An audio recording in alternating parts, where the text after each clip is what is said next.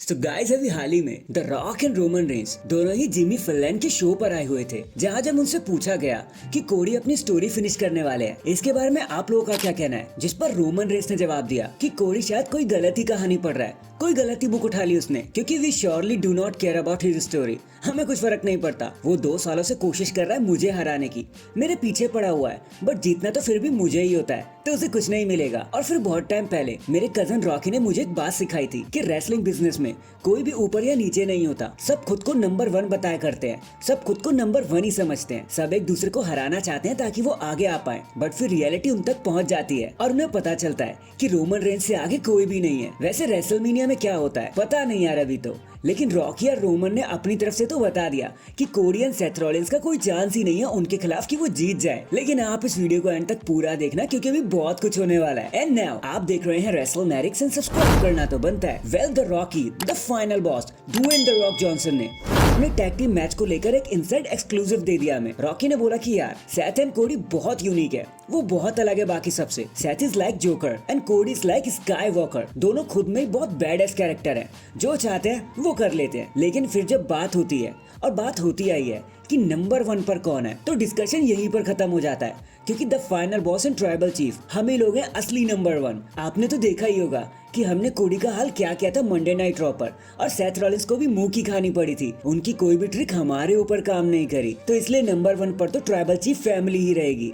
And अगर हाल फिलहाल की बात कर ली जाए तो भाई कौन ही रॉक से टक्कर लेना चाहेगा, उन्होंने जो कहा था वो करके भी दिखा दिया। तो hashtag greatest tag team match of all time. Next अगर क्योंकि एमजेएफ एईडब्ल्यू टेलीविजन पर नहीं है, तो हाल फिलहाल में एक न्यूज उनके लिए मार्केट में घूम रही है, बहुत बड़ा रूमर बनके कि वो रेसलमेनिया 40 में आते हुए नजर आ सकते हैं। एंड ऐसे ही कुछ हमें रॉयल रंबल में भी देखने को मिला था कि वो शायद वहाँ आ जाएंगे एंट्रेंट 30 बन के। तो अगर आप भी ऐसा कुछ सोच रहे हो तो प्लीज यार मत सोचो, क्योंकि ऐसा कुछ भी नहीं है। एमजेएफ एईडब्ल्यू में रहेंगे, टोनी खान के साथ ही काम करेंगे, तो आप हमारी फैमिली हो भाई, रूमर्स में मत फंस जाना। इसके बाद शार्लेट फ्लेयर ने कुछ इमेजेस को हमारे साथ शेयर किया उनकी इंजरी के बाद, एंड हमें बताया कि वो काफी अच्छा कर रही हैं, अपनी इंजरी से रिकवर भी कर रही हैं, जिसके बाद काफी लोगों को राहत की सांस मिली है कि चलो हमारी क्वीन अब वापस आने के लिए रेडी हो रहे हैं। जिसके चलते अभी हाल ही में बेकी लिंच ने टीएमजी स्पोर्ट पर एक इंटरव्यू दिया, जहाँ जब उनसे शार्लेट फ्लेयर के बारे में पूछा गया कि उनका रिलेशनशिप शार्लेट के साथ कैसा है, तो बेकी ने कहा कि शार्लेट मेरी सबसे अच्छी फ्रेंड है और मेरी बिटर राइवलरी भी। हम इंडिपेंडेंट सीन में एक साथ थे, एनएक्सटी डेज में एक साथ थे, और अब मेन रोस्टर पर भी एक साथ ही हैं। हमने बहुत कुछ एक साथ देखा है, हमने प्यार भी किया और हमने चालाकी भी करी, बट स्टिल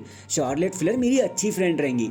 मेरी जर्नी में, द मैन की जर्नी में वो एक इम्पोर्टेंट पार्ट बनी रहेंगी, क्योंकि हम दोनों ने मिलकर जो स्टोरी लाइन आप लोगों के सामने रखी वो आपको बहुत पसंद आई। तो कहीं ना कहीं मैं शार्लेट फ्लेयर की बहुत रिस्पेक्ट करती हूँ। वैसे आप ही क्या बेकी, हम सब शार्लेट फ्लेयर की बहुत रिस्पेक्ट करते हैं, तभी तो वो खुद भी और हम भी उन्हें क्वीन कहते हैं। Hashtag Charlotte Flair and Becky. In the end अगर आप एक money in the bank cash in देखना चाहते हो तो भाई रेडी हो जाओ, क्योंकि दिस सीनियर एमआईटीवी डेमियन प्रीस्ट के लिए अब 3 डेट्स फाइनल हो चुकी हैं कि वो कैश इन करने ही वाले हैं। सबसे पहली डेट है रेसलमेनिया 40, सेकंड डेट है Raw after WrestleMania, and third date सामने निकल कर आ रही है क्लैश एट दी कासल की। एंड चैंपियन जिन पे कैश इन होने वाला है वो यहाँ तो होंगे गंथर, यहाँ फिर होंगे ड्रू मैकिंटायर, मतलब वर्ल्ड हेवीवेट चैंपियनशिप। एंड ऐसा होना जरूरी भी है, क्योंकि डेमियन प्रीस्ट के पास अब ज्यादा टाइम नहीं बचा है। इस साल का एमआईटीवी 2024 अब बस आने ही वाला है, तो अगर तब तक उन्होंने कैश इन नहीं किया तो उनका कैश इन पूरी तरीके से वेस्ट हो जाएगा। एंड आई एम श्योर ये तो जजमेंट डे या डेमियन प्रीस्ट दोनों में से कोई भी नहीं चाहेगा। So that is it guys, अभी के लिए तो बस इतना ही। आप मुझे बताना आप किस तरीके का money in the bank cash in देखना चाहते हो और किस चैंपियन पे,